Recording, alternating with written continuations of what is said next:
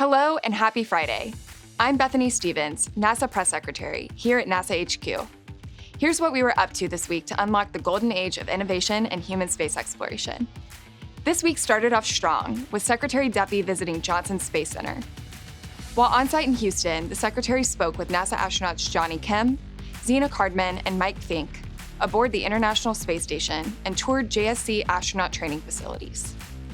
On Tuesday, Secretary Duffy celebrated National Aviation Day, surrounded by the T-38s of NASA's Flight Operations Directorate. Speaking of world-class aviation, in the Mojave Desert, NASA scientists are testing audio sensors to measure the sounds from aircraft flying above. In the coming years, NASA will use this system to evaluate the performance of its X-59 quiet supersonic aircraft. This week, our team conducted an integrated simulation in preparation for the launch of Artemis II next year. NASA teams practiced launch through the Translunar Injection Burn, which will send the crew and Orion around the moon. This simulation helps prepare the crew and teams executing the mission for any scenario during this key phase of the flight test. NASA science had more than one moon top of mind this week.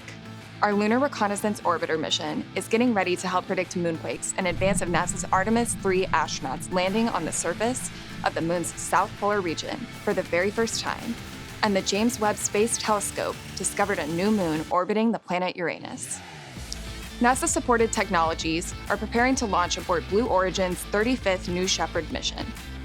Through commercial flight tests, NASA advances critical solutions such as thermal and propellant management and dust mitigation for the Artemis missions to the moon and future Mars exploration.